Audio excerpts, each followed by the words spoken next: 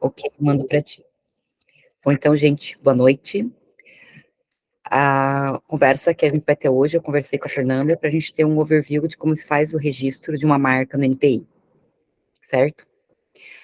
Só para a gente estar todo mundo na mesma página, eu vou só trazer algumas coisas que eu acho que são importantes para a gente localizar, para quando a gente for fazer o passo a passo, como é que funciona o registro e tal, a gente ter um pouco mais de clareza, tá? Então, me avisa enquanto vocês estiverem vendo. Estão vendo? Tô vendo já. Beleza. A gente tem uma série de tipos de signos distintivos, tá? Nós vamos ter marcas, nós vamos ter indicações geográficas, nós vamos ter nomes empresariais e nós vamos ter nomes de domínio. Todos eles são tipos de signos distintivos. O nosso foco principal são nas marcas. Então, aqui a gente tem algumas, como a Coca-Cola, o Banco do Brasil, a EcoCert, que é uma marca de certificação, e recentemente a gente tem um tipo de marca que se chama marca de posição, que é o caso aqui dessa posição onde ficam essas costuras na calça, tá? É uma marca que foi recentemente regulamentado. Então, o que é uma marca? Só para a gente localizar. No Brasil, é um sinal visivelmente sinal distintivo, visivelmente perceptível. Então, a gente não registra marcas que são olfativas, gustativas, sonoras, só aquelas que a gente possa visualizar. Então, são essas as marcas que a gente vai proteger aqui no Brasil de maneira geral. E a gente vai ter alguns tipos de marca, como as marcas individuais, de produto ou serviço, que é a regra geral, ou seja, são aqueles signos que uma empresa utiliza para distinguir o produto delas ou o serviço delas no mercado. E a gente pode ter uma série, isso é super importante para entender a coisa do registro depois. A gente pode ter uma série de marcas iguais, mas em ramos diferentes. Por quê? Nós temos uma classificação em que permite que se registre uma marca, por exemplo, a Miolo, a primeira, na classe 33, que é uma marca de vinho. E eu tenho depois a Miolo Lanches na classe 35, que é uma marca de comércio. Eu posso ter marcas em todas as 45 classes registradas, desde que uma não esteja, digamos assim, levando a concorrência desleal ou parasitando outra marca. Então, quando a gente vai pensar em registro de marca, esse é um grande desafio, né? Eu tenho que olhar naquela classe, se não tem nenhuma marca, tenho que entender se eventualmente não tem alguma classe próxima que pode estar, digamos assim, conflitando com aquela marca. Mas é só para vocês entenderem. E quem que é o titular dessa marca? Vai ser a pessoa física ou pessoa jurídica que está naquele ramo de atividade que vai, então, registrar a marca para o produto ou serviço. Além disso, a gente tem, só para vocês ouvirem falar, a marca coletiva, que, em regra, ela é depositada por uma associação que representa uma coletividade e vai ser utilizada por essa associação. Eu trabalhava num projeto chamado Vinhos do Brasil, que tinha uma marca coletiva de toda a associação para os vinhos brasileiros. E tem a marca de certificação, que é uma marca que certifica que determinados produtos, então tem uma empresa certificadora, vai lá e diz que determinados produtos, eles têm ou não têm uma qualidade, como, por exemplo, a EcoCert, que certifica se o produto é orgânico ou não, ou essa outra marca que certifica se o produto tem glúten ou não tem glúten. Mas, na regra geral, a gente fica muito nas marcas de produto ou serviço mesmo. E isso aqui eu acho que é importante, tá? Quando a gente vai fazer o depósito de uma marca, a gente também tem que escolher qual é a forma que a gente vai proteger ela. Pode ser nominativa, como é o caso só aqui do iniciozinho do BIC. Ela é constituída geralmente por uma ou mais palavras, que podem ser neologismos, podem ser letras ou algarismo, mas não podem representar uma forma fantasiosa. Então, é o nome, só o nome, sem nenhum tipo de elemento, sem nenhum tipo de letra especial, grafismo especial. E eu posso ter só a figurativa, que é essa segunda do bichinho aqui, que é constituída, então, por um desenho, uma imagem, uma forma fantasiosa. Esse é o outro tipo de registro. Eu posso ter uma que conjuga as duas, que é a mista, em que eu vou ter uma parte figurativa e uma parte nominativa. É o mais comum da gente ver. Eu vou ter a possibilidade de ter uma marca tridimensional. Acreditem, a caneta Bic, ela é uma marca tridimensional. Assim como a garrafa da Coca-Cola, assim como a embalagem do Toblerone, são marcas tridimensionais. Então, elas são constituídas de uma forma plástica do produto ou embalagem, que tem, a forma em si tem se tornado distintiva. Então, você vai ver uma Bic, você sabe que é uma Bic. Essa é a lógica dessa forma. E mais recentemente, então, a gente teve essa marca deposição. para as mulheres, né? Tudo começou com o solado vermelho do sapato da Louboutin. Então, e aquele solado foi solicitado no Brasil e o NPI indeferiu. Mas, enfim, está em discussão agora judicial. Mas é, por exemplo, esse N da Nike, em que eu coloco numa posição que é uma posição peculiar, que não é uma posição comum. E eu protejo aquele signo que pode ser nominativo, que pode ser misto, ou que pode ser figurativo, naquela posição do produto. Então, esses são os tipos de marca que, em regra, a gente vai proteger. Se, por exemplo, um cliente vem solicitar um pedido de registro de marca. Então, acho que são alguns pontos que eu queria trazer para vocês. Isso aqui daí depois eu acho que eu posso daí deixar para a Fernanda encaminhar para vocês. Mas era só para ter uma noção geral do que a gente está falando agora, tá bem? Deixa eu interromper aqui e fazer agora a parte. Só para eu consultar, a Ana Clara falou que não tinha um conhecimento, eu acho que o Guilherme também. Outros de vocês já trabalharam, já estudaram alguma coisa sobre marca, só para eu ter noção? Isadora? Eu já. Giovana, beleza? Ah, tá, tu trabalha lá no escritório, tranquilo. Isso. Luísa, não muito, mas conhece a lógica, pelo menos, sabe o que é marca, tá? Pedro Henrique. Quais os básicos, assim? Tá, perfeito. E o outro, Pedro RDR. Eu tive um pouco de contato recentemente, que a empresa que eu trabalho estava verificando se as marcas estavam registradas, daí como é um grupo econômico, são várias empresas de uma holding, daí a gente estava verificando o que estava, o que não estava. Foi mais nesse contato, daí eu tive que procurar no INPE lá o que estava registrado, de que forma que estava e me que catalogar, assim, mais nesse sentido. Coisa boa, então tu já tem uma noção, inclusive, da própria plataforma do NPI. Sim, sim. Uhum. Perfeito. Então tá, então a gente tem vários níveis, vamos para o NPI em si. E até eu fui procurar, porque às vezes o site sai do ar, né? Mas, tipo assim, o NPI ainda fica trocando de site o tempo todo. Então, esse é um outro problema. Esse aqui é o site do NPI, para quem não conhece ainda. No NPI, a gente registra marcas, patentes, desenhos industriais, indicações geográficas, programas de computador, topografia de circuito integrado, contratos de tecnologia, entre outras coisas. Atualmente, eu também estou na academia do NPI, ou seja, estou no PPG do NPI, enfim. Então, aqui tem todos os dados que vocês precisam se quiserem consultar todas as áreas da PI. Indo para marcas, aqui tem um passo a passo de como fazer o registro, que é bem legal, é bem autoexplicativo, assim, acho que se precisar em algum momento vocês podem utilizar. Tem aqui uma maneira de eu acompanhar os pedidos que eu já depositei.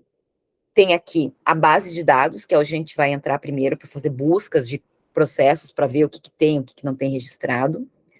Aqui a gente consulta a tabela dos valores das taxas que precisam ser pagas, e também se faz a emissão da guia de recolhimento da União, que é uma taxa que precisa ser paga, tanto para depósito, quanto para concessão, quanto eventualmente se tiver, por exemplo, alguma oposição e eu tiver que fazer a manifestação.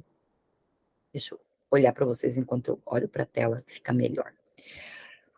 Além disso, se eu for fazer o depósito, e a gente vai simular a gente faz a solicitação aqui pelo peticionamento.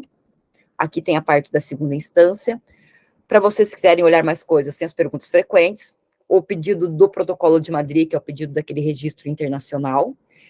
Depois a gente pode dar uma olhadinha na classificação para entender essas 45 classes.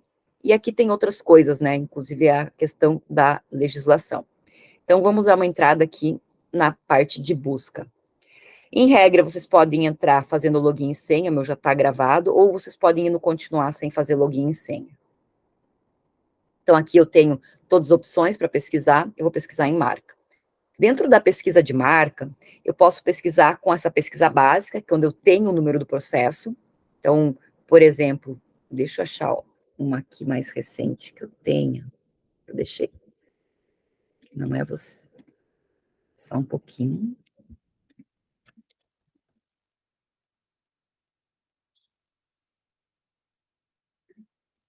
Tá, eu não estou com o número agora na mão, mas enfim. Eu coloco o número aqui do processo e com o número do processo eu consigo ir diretamente para o processo, como se fosse a questão do processo judicial. Enfim. Posso usar o número da GRU também, que é um outro número maior, que a gente vai ver depois como é que ele funciona. Esses aqui geralmente eu utilizo quando eu já sei qual é, quando veio alguma notificação, porque eu posso cadastrar as marcas que eu tiver depositado como procurador ou como pessoa jurídica, pessoa física, eu posso cadastrar para vir para o meu e-mail uma notificação. Não dá para confiar 100%, porque no NPI não dá para confiar 100%, mas em regra essa notificação vem. E daí a gente vai para a forma mais, digamos assim, clássica de procurar, que é procurar ou pela uma marca exata ou por um radical.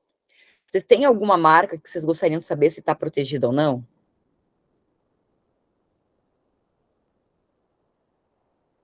Qualquer um. Eu acho que uma que ah, pode ser que esteja ou não esteja daquela loja de sapatos que tem aqui em Porto Alegre, que é a Perk, é Perky. Perky. Isso? Isso. Então, a gente vai fazer a pesquisa exata dela, para ver se tem essa marca especificamente. E agora, por favor, site. Olha só, não me deixou na mão. Então, a gente tem vários pedidos aqui. Aqui a gente tem muitas informações. Eu tenho um extinto, que é da Nift Confecções, que é um pedido de 87, talvez não seja esse. Daí eu vou ter outros do Empório Argentino, vocês sabem se talvez seja essa empresa ou não, a gente já vai olhar. E tem essa que foi arquivado definitivamente. Só detalhes importantes aqui. Esse número é o número do processo, primeiro. Aqui eu tenho a prioridade, ou seja, quando a marca foi depositada. Aqui, esse Nzinho quer dizer que foi no formato nominativo, só o nome. E o M quer dizer que é misto, então é o nome mais o logo. Aqui, esse X ou esse R indica se ela está extinta ou foi arquivada, e o R que ela foi concedida. Quando tem um verdinho é porque ela está, ou uma outra coisinha, é porque ela está em análise ainda. Então, aqui eu vou ter, então, a situação, quem é o titular, e aqui eu vou ter a classe. Então, esse Empório Argentino depositou ela na 35, que é uma classe de comércio, na 25, que, se eu não me engano, é uma classe de calçados, a 18 eu não lembro, a gente pode olhar, e a outra é da 25 também. E eu tô curiosa para saber o que é essa 16 aqui. Essa classificação aqui, que é de 87, é uma classificação antiga, de quando o Brasil não tinha aderido ainda a essa classificação de NICE, que é uma classificação internacional. Ou aqui no Brasil, ou na Argentina, ou na Europa, eu uso a mesma classificação para fazer o depósito, o que facilita muito fazer um depósito aqui no Brasil e fazer o depósito lá fora, inclusive pelo acordo, pelo protocolo de NICE. Então, vamos entrar nessa 25 aqui, primeira, que eles depositaram em 2011, para ver se é essa PERC mesmo. É essa? Sim, Perfeito. Então, aqui, ó, na 25, é de vestuário, calçado, chapelaria. E ela colocou a especificação, que é botas, calçado, sandália, em geral. E o que a gente vai encontrar aqui? Ela é uma mista, o registro está em vigor, é de produto, a gente sabe que é o Empório Argentino, e aqui a gente sabe quem que depositou, que é a Demarc, Registros de Marcas e Patentes. Foi concedido em 2014, está vigente até 2024. Daí aqui tem os prazos de prorrogação, que você paga no prazo ordinário, extraordinário. E aqui ela foi, tipo assim, essa daquelas marcas, assim, que todo é sonho de consumo. Depositou em 2011, foi deferido e foi concedido, e não teve oposição e não teve nada, tá tudo bonitinho funcionando. Então, essa é uma boa marca. Deixa eu voltar aqui, olhar, por exemplo, essa 18, só para vocês entenderem a diferença. Aqui já mudou um pouco o logo, vocês vão ver. Sim, quando muda o logo, tem que fazer um outro depósito da marca. Essa é da classe 18, que é couro e imitação de couro, couros, peles, deve ser a parte de cinto, bolsas, guarda-chuvas, guarda-sóis. Então, eles colocaram aqui bolsa para tênis, bolsas de couro. Essa especificação ela é importante porque ela delimita o que a marca pega e o que ela não pega como proteção. Tipo, o que está listado aqui, ninguém mais pode usar a mesma marca. Mas pode acontecer de eu ter na mesma classe algumas coisas que não são exatamente na mesma área. E eu posso ter um registro de uma outra marca parecida, mas na mesma classe, mas que pega um outro segmento. Isso acontece, por exemplo, no segmento médico veterinário. Eu vou ter alguns medicamentos médicos para humanos e outros para animais, e pode estar com marcas semelhantes na mesma classe, mas de empresas diferentes. Isso pode acontecer.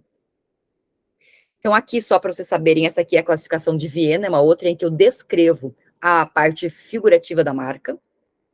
Então, também, Ah, olha só, aqui o procurador é outro. Aqui foi o Empório Argentino, que é o titular, mas quem depositou foi o Luca Saretta Ferrari. Não sei se alguém conhece, enfim. Foi depositado em 2020, foi concedido em 2021 e está vigente até 2031. E aqui, esse aqui já é o mais novo, então eu vou, inclusive, eu não sei se eu pegar aqui, eu consigo mostrar para vocês. Foi publicado, aqui tem o deferimento do pedido. Me digam se vocês, acho que vocês não vão conseguir ver, eu teria que mostrar. Vocês estão vendo essa outra? Ah, vocês estão vendo isso. Então, aqui está o deferimento do pedido, que vai ter, inclusive, aqui, ó, conclua o exame, não foram encontradas anterioridades relevantes, ausentes qualquer impedimentos legais. Então, aqui é, tipo assim, como se fosse a decisão que o examinador, no caso, o Raul Pereira, que por um acaso é meu amigo, enfim, de muita longa data, mas, tipo, é o examinador, é a decisão que ele dá. E dessa decisão, se ela for indeferida, por exemplo, eu posso recorrer. Voltando para cá, aqui é só para vocês saberem, aqui eu consigo, por exemplo, o certificado. Por algum motivo, ele não está me deixando ter o certificado, está dando dados incorretos, mas enfim, em tese, aqui eu consigo o certificado da marca. Só de curiosidade, a gente pode olhar essa outra aqui, que é uma que foi definitivamente arquivada. Alguém depositou na classe 16, que é a classe de papéis, é a parte de papelaria de maneira geral. E daí o que aconteceu? Publicaram, foi deferida a petição para transferir a titularidade, foi deferido o pedido, mas não pagaram a concessão. Então, tipo assim, eu estava com a marca na mão, não pagaram a concessão, eu perdi, ele foi definitivamente arquivado. Isso acontece bastante, principalmente quando a pessoa física ou pessoa jurídica deposita sem que tenha um procurador acompanhando. Esse é um argumento que vocês podem utilizar em algum momento que vocês forem vender esse serviço, tá? Bom, vamos lá. E aqui, ó, como vocês podem ver, ele depositou ele mesmo e ele não tem procurador. Então, provavelmente, ele nem sabia que tinha que pagar isso e ele perdeu, de fato. Então, aqui, assim, para a gente ter uma ideia, né, de o que a gente encontra dentro dessa parte. Agora, além de procurar como pesquisa exata, eu posso procurar como radical. Vamos ver se a PERC tem alguma coisa diferente. Olha só. Não. Esse aqui é um inexistente, que sei lá o que aconteceu. Mas tem essa. Fala, Giovana. Eu tenho uma dúvida sobre a questão da classe. Eu entendi que a classe é um número fora do parênteses, mas o que seria esse número dentro do parênteses? Perfeito. Eu fiquei na dúvida. Essa é a classificação, ou seja, é a versão da classificação de Nice que foi utilizada. Por exemplo, essa aqui é mais antiga, de 2009, é a versão 9. Essa aqui é de 2017, é a versão 10. 2020 está na versão 11. Se eu não me engano, a gente está na versão 13 agora. Então, é a versão. O que acontece?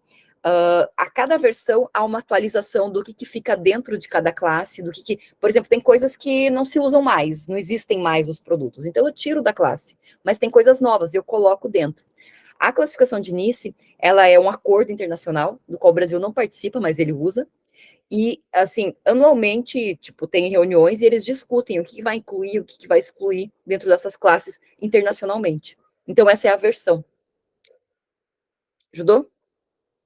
Sim, obrigada. Beleza. Então, assim, só de curiosidade, a gente viu aqui que tem um SPERC. Ou seja, eu consigo pegar algo além daquela pesquisa exata. Esse daqui foi um daqueles que a marca foi extinta porque, vamos ver o que aconteceu, olha que bonitinha, ela era para propaganda, gestão de negócios, e, olha, foi concedida, pagaram bonitinho, mas em 2023, quando tiveram que renovar, porque tem que renovar a cada 10 anos o pagamento, tá? A vigência por mais 10 anos, não foi pago. Então, ela também foi arquivada, porque não foi pago essa renovação. Outro argumento para vocês utilizarem, porque assim, o procurador tem que estar sempre acompanhando isso. Já a própria empresa, pô, daqui a 10 anos, imagina daqui a 10 anos eu tenho que lembrar, eu vou ter que olhar a minha marca, não tem nem agenda no Google para marcar isso. Enfim. Então, só para vocês saberem que existe isto. Além disso, eu poderia, por exemplo, eu vou continuar brincando com essa, só colocar a classe 35. Posso pesquisar só por classe e pelo nome exato. Daí aparece só aquela classe que eu quero. E ainda dentro da busca por marcas, eu posso fazer uma busca avançada, que está aqui nesse verdinho, que às vezes não aparece. Essa aqui, às vezes, ela demora. Vamos ver se ela demora muito ou não. Tem a booleana e tem a fuse. A fuse é uma busca mais dinâmica, em que traz algumas marcas que elas não são gramaticalmente iguais, né? A escrita não é igual, mas elas têm elas são iguais de forma sonora. É que nem, por exemplo, Babalu e se escreve Bubalu, mas se lê Babalu. Teve gente que já tentou registrar Babalu, tentando imitar o Bubalu, que se lê Babalu. Vamos ver o que a gente encontra aqui. E daí eu posso pedir todos os pedidos, só os pedidos que estão em vigor atualmente. Qualquer tipo de apresentação, eu quero só, por exemplo, que me apareçam as que forem mistas, e eu poderia pegar só as de, sei lá, produto, e ainda colocar, não, só as de serviço, e ainda colocar a classe 35. Então, vamos ver o que acontece se eu fizer isso aqui. Talvez acontece que ele vai ficar rodando, e às vezes ele demora meia hora até me vir o resultado. Mas é uma das melhores formas de eu fazer uma busca robusta para o meu cliente. Já me aconteceu e foi bem triste. Eu fui depositar uma marca, a marca era Tibico. Ah, apareceu. Já vou mostrar para vocês aqui, ó, o que apareceu a mais. E eu procurei lá, Tibico, não apareceu nada, só que eu não dei uma olhada no Fuse. Tinha um Tibico com K. E na busca exata e na busca por radical não apareceu. Aqui ela apareceu. E daí tivemos problemas com o Tibico com K, que já existia. Como vocês podem ver, essa daqui, bom, apareceu pork, né? Pig. Ok. Mas eu tenho um nível de colidência fonético alto, que o sistema classifica como de 99%. E esse aqui, né, que em algum momento ele achou que pode ser que jerky possa aparecer, né, perk, e também teria uma colidência alta. Então, ele ajuda eu a encontrar algo que eu não encontraria só na busca, tipo assim, escrevendo a palavra. Então, ele é super importante. Aqui veio rápido, porque eu coloquei vários parâmetros, mas às vezes ele demora, mas é importante fazer. E eu sugiro sempre, se vocês forem, por exemplo, atender alguém, tirem o print para dizer, olha, tem esse risco, e mandem, sabe? Deixem documentado que vocês demonstraram, principalmente nas situações em que vocês dizem, olha, não seria bom registrar, mas a pessoa quer. Porque depois você pode falar aquele clássico, eu disse, eu avisei. Porque tem gente que fala assim, não, ninguém me disse nada, como assim deferiram? Claro que não tinha nada. Não, tá aqui, eu demonstrei que tinha muitas coisas parecidas, mas você quis assumir o risco. Então, essa é uma coisa que é importante ter esse cuidado. Então, essa aqui é o tipo de busca quando eu vou usar a marca. Eu também posso buscar pelo titular.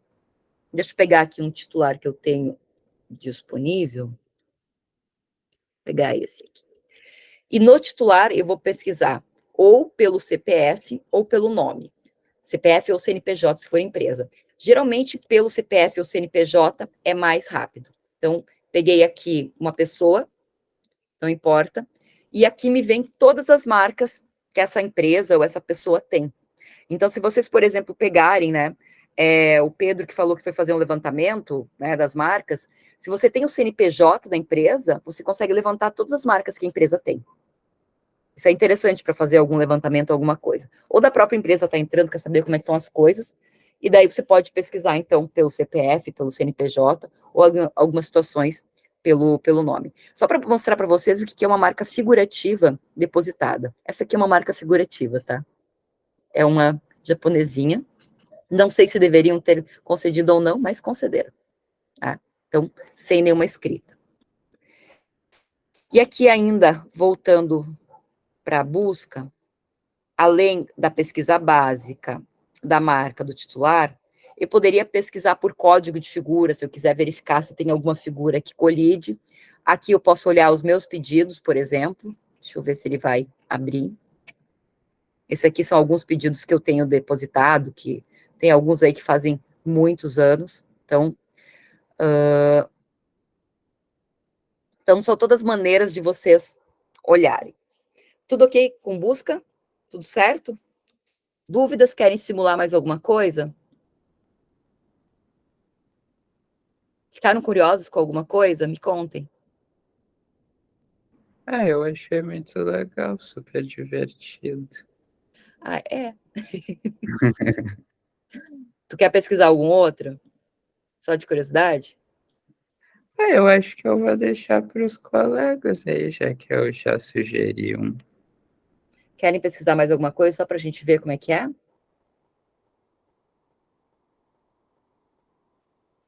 Não sejam tímidos. Tá tudo bem, tudo certo. Uma coisa importante, tá, gente? Tem um outro lugarzinho que vocês têm que olhar, que se chama a marca de alto renome. O que é a marca de alto renome? Marca de alto renome é aquela marca que ela é. Peraí, deixa eu agora. Me deu um bug no meu sistema aqui para saber se a de alto renome é notoriamente conhecida, porque eu confundo as duas o tempo todo. Só um pouquinho. Vou mostrar que acho que fica mais claro.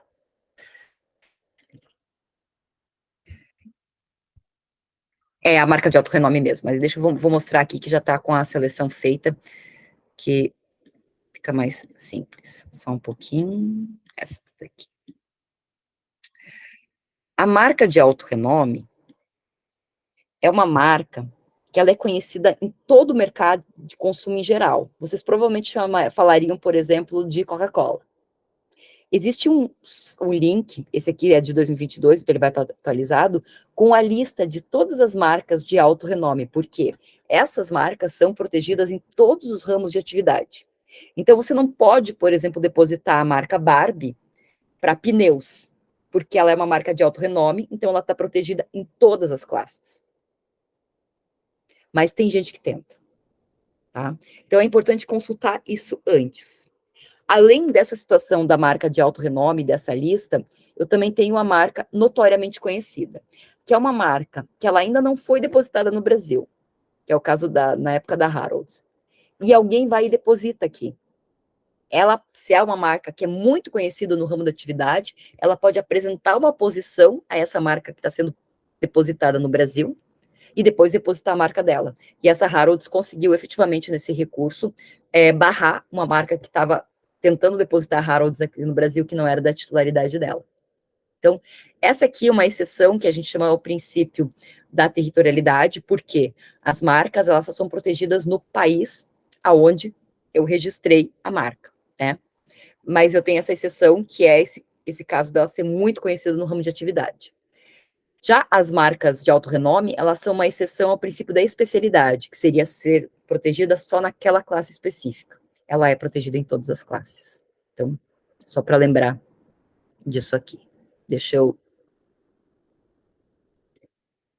minimizar e voltar para parar a apresentação aqui e voltar agora para o site do NPI. A marca de alto renome, ela tem um registro diferente? Sim, só um pouquinho. A marca de alto renome, eu preciso fazer um procedimento que é o pedido de reconhecimento de marca como marca de alto renome. Eu utilizo a minha marca original, dizendo que ela já está depositada, e eu preciso, além de fazer o básico, que é pagar taxas, mandar, eu tenho que ter uma comprovação de que ela efetivamente tem um renome em todos os ramos de atividade.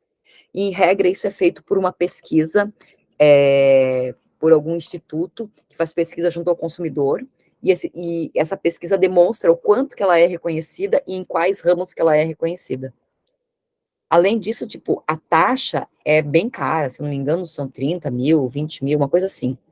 A taxa para fazer o pedido. E também custa bastante para fazer a pesquisa. Então, são geralmente empresas ou marcas muito grandes que fazem esse tipo de depósito. Eu estou com uma aluna de mestrado fazendo a dissertação sobre marcas de alto renome. A gente está encontrando umas coisas bem interessantes. Diga, Fernanda. A marca daí, se for de alto renome, ela tem que pagar uma taxa maior do que se for uma marca simples. Uhum. E, em média, tipo, quanto que gira tanto a simples quanto a de alto renome? Tipo, tem um valor tipo, Tem tabelado? um valor regulado. Eu vou já projetar na tabela para vocês. Eu gosto muito do Google, então a gente coloca taxas e NPI, e em regra vai para a tabela direto. Mas tem lá o lugar que eu mostrei para vocês, que é onde a gente pega as tabelas. Então aqui tá, deixa eu ver, para deixar o mais próximo para vocês enxergarem. Quanto que é o pedido de uma marca, entre aspas, normal? Que é uma marca, aqui. Que é o pedido de registro de marca com especificação pré-aprovada. Para a empresa que não é microempresa, é 355 o pedido. E para a empresa que é microempresa, que é associação, pessoa física, é 142 o pedido. Essa é a taxa. Depois, claro, eu tenho a opção, que é a especificação pré-aprovada. A gente vai ver lá entrando, eu espero que dê tempo de fazer tudo isso, que a gente, que eu já tenho as especificações dentro da classe, e eu só vou ticando quais que eu quero. Na outra, com especificação livre, é porque eu quero alguma coisa dentro daquela classe, mas não está escrito dentro das opções. Por exemplo, eu vou depositar lá na classe 39, que é uma classe de turismo, mas lá não está escrito enoturismo, que é o turismo do vinho. Então, eu peço uma de livre especificação só para enoturismo. Então, eu pago um pouquinho a mais, que é esse 415 ou 166. Além disso, se alguém for apresentar uma oposição, é 355 ou 142. Para eu responder a oposição, é 280 ou 112. Se houver alguma exigência, é 140 ou 56. E, quando for concedida, eu preciso pagar a concessão, que para a empresa, entre aspas, normal, é 745. E para microempresa, empresa de pequeno porte, pessoa física, é 298. Então, são essas as taxas. Agora, deixa eu achar aqui a de alto renome. Vamos fazer o Ctrl F. Aqui, pedido de reconhecimento de alto renome, 37.500. Esse é o valor da taxa.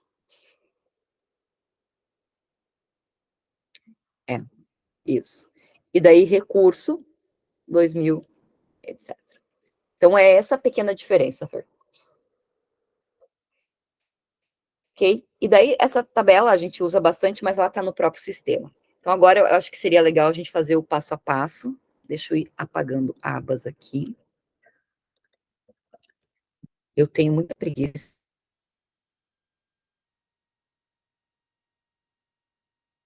Eu vou direto sempre no Google.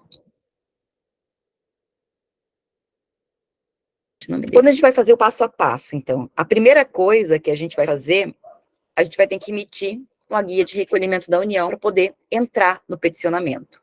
Então, eu entro aqui, na tabelas e emissões, guia. Daí que eu tenho, aqui eu vou achar aquela tabela dos custos, e aqui é para eu emitir. Então, vou emitir aqui a guia. Para emitir a guia, eu, como procuradora, vou estar logada, ou se for o próprio cliente, ele vai ter o login dele. Se por um acaso você não tiver login e senha, você vai se cadastrar aqui. E daí você vai abrir um cadastro aqui, como procurador, quer dizer, como cliente, ou como procurador. Então, né, daí, por exemplo, cliente, ele precisa, deixa eu aceitar isso aqui. Vamos lá, meu querido. E daí eu vou ter que preencher uma série de informações, e depois disso eu tenho o login garantido. Mas voltando para cá, então, meu cadastro aqui. Entrou, Gustavo. Meu cadastro aqui. Vou pegar aqui um CNPJ que eu tenho. Cadê o meu negocinho? Tá aqui. Essa é uma empresa que eu já tive, que daí quando eu virei dedicação exclusiva eu não podia mais ter, mas ela, tipo assim, ainda serve para usar o CNPJ. Então tá aqui, essa era a minha empresa, e daí agora eu selecionei ela. Daí eu vou fazer um pedido de marcas. Dentro do pedido de marcas, o que eu quero fazer, e eu vou procurando, ou posso pegar o código que está naquela tabela, mas eu vou fazer um pedido de registro de marca com uma especificação pré-aprovada. Aqui é meio ridículo, porque eu deveria poder ter mais classes, mas para os brasileiros só aparece uma, mas para quem faz pelo protocolo de Madrid aparece mais. Mas enfim, tu escreve uma e se conforma. Daí vem aqui. Bom, eu sou uma microempresa, o valor da minha guia vai ser R$142, eu vou gerar o boleto. Gerei o boleto, esse númerozinho é super importante, eu copio ele, mas se eu baixar o boleto aqui, vou abrir o boleto aqui para vocês verem, esse númerozinho está aqui também. Por que esse númerozinho é importante? Porque esse vai ser o número para eu poder entrar com o pedido, lá na parte do peticionamento. Então, tá aqui meu boleto. Eu preciso pagar o boleto antes de entrar com o pedido, porque senão o pedido ele é considerado inexistente, porque eu não paguei. E o que eu faço muitas vezes? Eu gero a guia, pago no mesmo dia, junto a guia e junto o comprovante de pagamento. São umas coisinhas bobas, gente, mas faz diferença. Então, vamos voltar aqui para a parte, já gerei, então, o pagamento, deixa eu voltar para aquela parte. Vai, meu querido. Ele, por algum motivo, não quer voltar. Marcas, deixa eu voltar por aqui. Então, eu estava aqui na tabela de emissões, emiti a GRU, peguei aquele númerozinho, e agora eu vou para o sistema de peticionamento. Aqui no sistema de peticionamento, eu tenho um sistema chamado e-marcas. Se eu não tiver ainda cadastro, eu vou ter que me cadastrar lá no NPI, mas aqui, então vamos lá. Entrei, e aqui que eu uso aquele dito daquele número. Isso é super importante, tá, gente? Eu apanhei muito por não saber isso. Então, eu gosto de contar. Então, entro. Aguardo o site do NPI. Ocorreu um tempo. Tente mais tarde. Eu amo quando isso acontece. Porque às vezes na sequência você gera e vai. Ou senão você fica, ó, viu? Foi. Então, assim, entendam, né? Enfim. Bom, o que vai aparecer aqui? Eu fiz um pedido com especificação pré-aprovada com o valor por uma classe. Aqui está o nome da empresa, né? Que eu vou fazer o depósito. É uma microempresa, eu declaro ela que é. E aqui está a procuradora, que sou eu. Então, aqui eu vou selecionar o tipo de apresentação da classe. Eu quero, vocês estão vendo esse pop-upzinho que apareceu? Sim. Tá, que bom, é porque às vezes não aparece. Então, a apresentação pode ser nominativa, figurativa, mista, tridimensional ou marca de posição. Vou pegar aqui uma mista só para a gente poder subir o negocinho lá, que é o logozinho. E aqui vem a natureza. Vai ser uma marca de produto ou serviço, que é essa marca que as empresas utilizam, ou vai ser uma coletiva ou uma de certificação. Se for uma coletiva ou uma de certificação, tem a questão de que eu vou ter que ter um regulamento de uso, porque senão ela vai ser indeferida. Porque eu vou ter a coletiva para todo mundo utilizar, eu tenho um regulamento, a de certificação, para eu certificar alguém, tem regulamento. Mas a de produto ou serviço, não, é só normal. Então, vamos lá. Vamos imaginar aqui, deixa eu achar alguma coisa que eu tenho figura aqui. Deixa eu ver.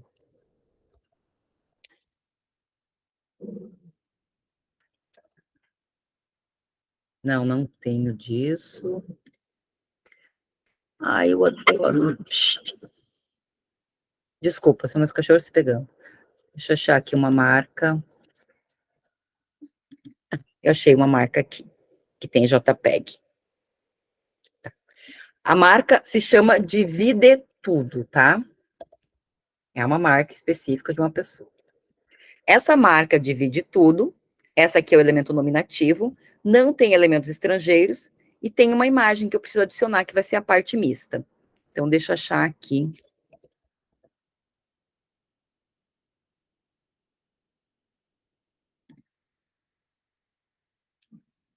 Só um pouquinho.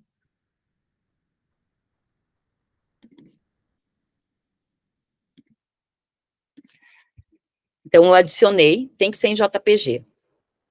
Então, tá aqui a marca bonitinha, mista, divide tudo. Aqui, além, então, do nome, né, se tem elemento estrangeiro ou não, eu vou colocar qual é a classe. E aqui eu vou exibir toda a lista de classes. Claro, tem um lugar fora daqui que eu posso consultar as classes também, que vocês podem brincar, né? Mas aqui tem, então, substâncias químicas, tintas, preparações, graxas, produtos farmacêuticos. Como eu gosto muito, eu vou para a classe 33, que é o que eu trabalhei muito tempo, gente, para vocês não rirem, que é vinho. Para quem me conhece, vocês já sabem da brincadeira. E daí aqui eu tenho a livre especificação. Então, eu tenho absinto, aguapé, água de arroz, aguardente de cana, tenho de tudo. Eu quero só o que tenha vinho. Então, eu posso fazer uma busca aqui, pesquisar só o que tem vinho. Tem aguardente destilada, quero. Tem bebidas à base de vinho, quero. Tem vinho de arroz coreano, também pode ser. Mosto de pera, vinho e vinho de fruta, tá? E eu ainda posso pegar, sei lá, o que eu quero mais vamos ver se tem cachaça. Ó, cachaça não tem. Tem aguardente, porque cachaça é uma indicação geográfica. Ah, tem aguardente de arroz, de cana, e tem caipifruta, também quero essa daqui. Daí eu vou lá em salvar. Vocês podem ir rindo que eu não estou vendo vocês agora, então podem rir de mim. Salvei. O que aparece aqui? A classe 33 e todos os produtos que estão relacionados, né, que eu quis dentro desta classe. Então, essa é a especificação, né, que a especificação já está pré-determinada. E daí aqui eu sou uma pessoa legal, eu digo que em cumprimento aos dispositivos do 128, o requerente do presente declara sobre as penas da lei que exerce efetiva e ilicitamente a atividade compatível com os produtos e serviços reivindicados, de modo direto ou através de empresas controladas direto ou indiretamente. Por quê? Eu só posso depositar uma marca de produto ou serviço se eu trabalhar nesta área. Senão eu não posso, em tese.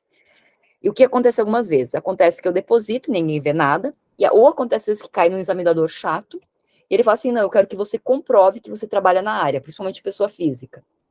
Daí, você vai juntar, por exemplo, eu fiz uma marca para, sei lá, advocacia, eu vou juntar minha carteirinha da OAB.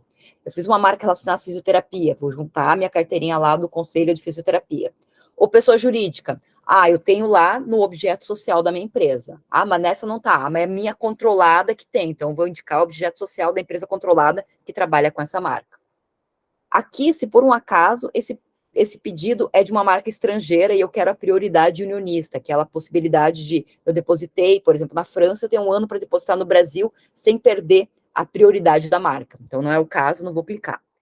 E daí aqui, como é uma marca mista, eu vou ter que colocar também a classificação dos elementos figurativos da marca. Então, eu posso exibir a lista ou pesquisar por palavra-chave, que geralmente eu pego. Aqui eu tenho o quê? Quadrados lá, né? Então, eu vou pesquisar o que aparece com quadrados. Então, eu tenho quadrados.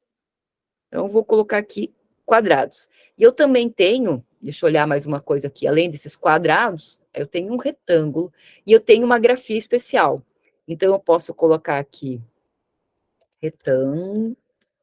Vamos ver se aparece retângulo. Aparece retângulo. E eu ainda vou colocar aqui o grafismo especial.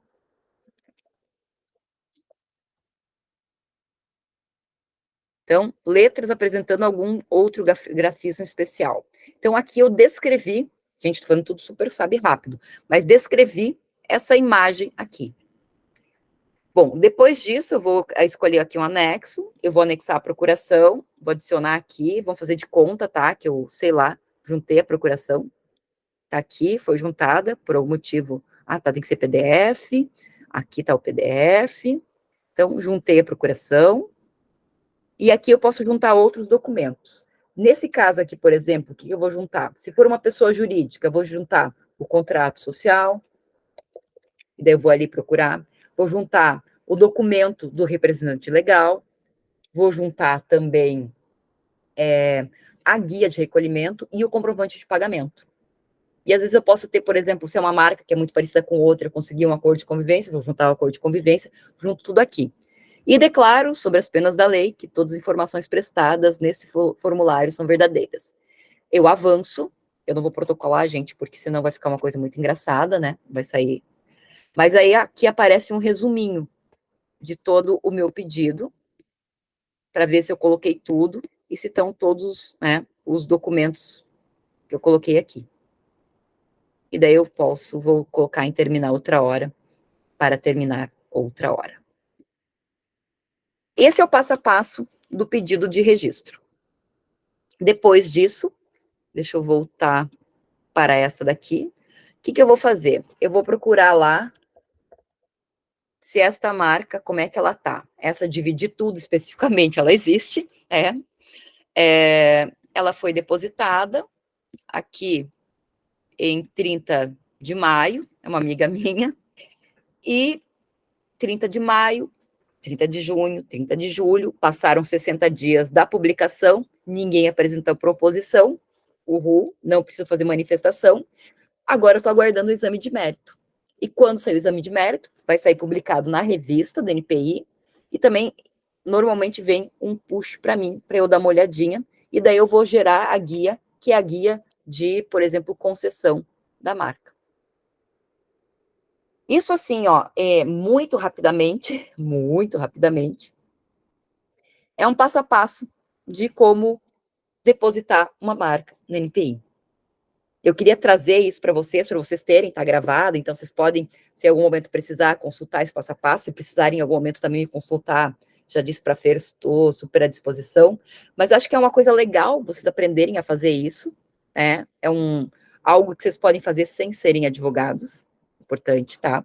Porque não é obrigatório ser advogado ou agente hoje em dia, você pode ser procurador de outras pessoas, tanto é que a EJ, eu ensinei eles a fazerem também, fiz o cursinho, um pouquinho mais detalhado, mas fiz esse cursinho, né, de como registrar, e hoje eles têm registrado, como parte da EJ, eles têm registrado marcas também.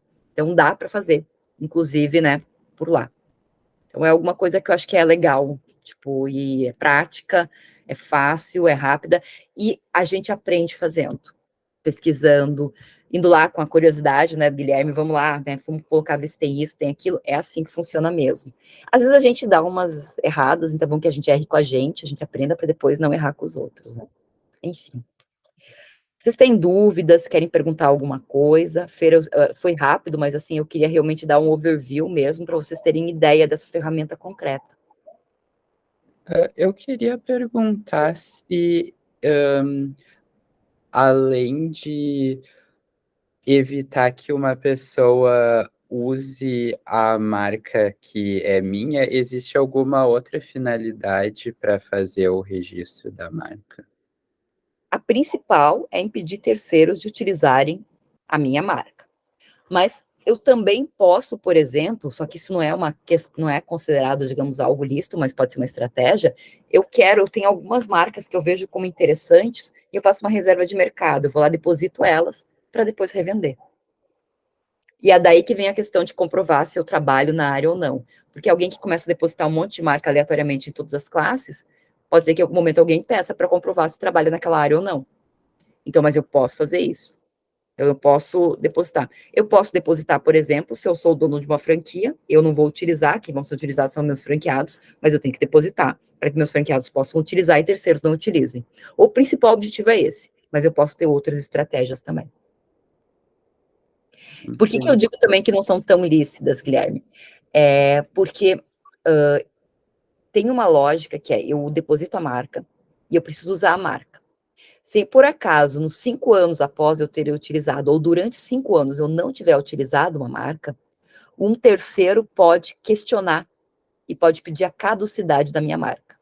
No caso do iPhone, foi isso que aconteceu. A Gradiente depositou a marca em 2001, quando o iPhone nem era iPhone, ela depositou iPhone Gradiente. Mas ela, na sequência, entrou com uma recuperação judicial, foi uma enrolação, ela não conseguiu lançar o produto. Quando o iPhone vem para o Brasil, deposita, mas já tinha a marca concedida para iPhone. E daí ela entra com um pedido de caducidade da Gradiente. A Gradiente justifica que ela não estava utilizando por força maior, que era a recuperação judicial. E daí o negócio vai para o judiciário. E estamos até agora tentando descobrir o que vai acontecer. O iPhone, ou seja, a Apple, está indicando que iPhone é uma marca genérica. E, portanto, todo mundo poderia utilizar, inclusive ela. E a Gradiente está defendendo que não, essa é uma marca da Gradiente, que depositou muito antes do iPhone existir, e, portanto, ele seria o único que poderia utilizar. E daí talvez a gente possa chegar na situação de, no Brasil, termos outra coisa que não seja o iPhone. Então, essa é uma questão também de uso. Muito obrigado. Imagina. Outras dúvidas, curiosidades? A gente tem mais 5 minutos para eu entrar na outra aula. Não sei, Fer, era isso que você queria? Estava esperando? No princípio, sim, achei bem legal a aula, bem. Não sabia de nada disso, então foi bem. Clareou muitas ideias, eu acho. Então, obrigada por ter feito essa aula com a gente, foi bem legal, gostei bastante. Que bom. Bom, era a ideia de uma, tipo assim, como depositar Pocket, né? Depois a gente pode fazer também uma aula sobre marcas Pocket. Eu vou mandar a apresentação para vocês também do que é a marca, para vocês terem um detalhamento maior, e se em algum momento vocês quiserem conversar mais. Eu trabalho com indicações geográficas, com produção de cultivares e marcas, né? Marcas é o mais divertido de mostrar, porque os outros são um pouco mais complexos. Marca é o mais dia a dia, né? Já trabalhei com patentes, com redação de patentes, já fiz redação de patente, já depositei patente, mas é algo que eu faço, posso, inclusive, se algum dia vocês tiverem interesse em mostrar. E também já trabalhei com desenho industrial, embora eu ache muito chato, mas tipo, também é uma área que é interessante de conhecer. Topografia de circuitos integrados e programas de computador são muito simples de depositar também, assim, e a proteção também é mais ou menos. E direito autoral agora a gente pode também depositar online pela Biblioteca Nacional. Agora é possível pelo SouGov fazer o depósito na Biblioteca Nacional de Direito Autoral.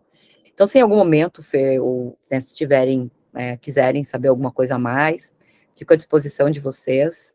Acho que são áreas bem legais e conhecer a prática, eu acho que é o grande diferencial.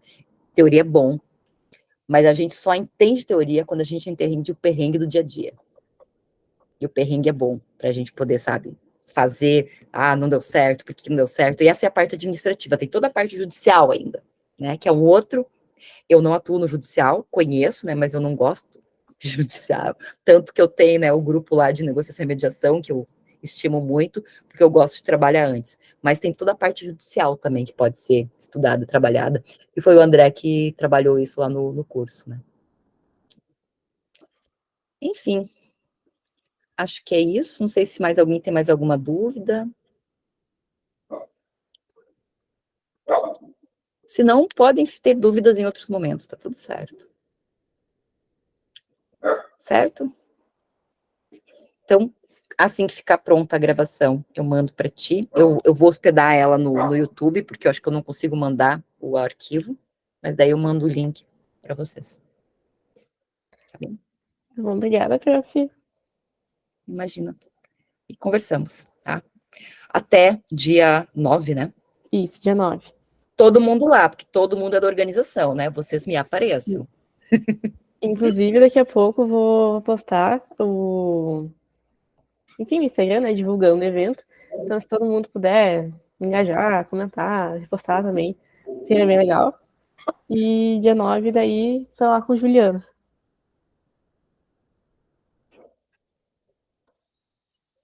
Eles entenderam alguma coisa do tipo, tá terminando. Então, enfim. Tá bem. Tchau, gente. Então, até mais. Tchau, obrigada. Tchau, obrigada. Tchau. Tchau, professora, obrigada. Boa noite. Ah, Boa obrigado. noite.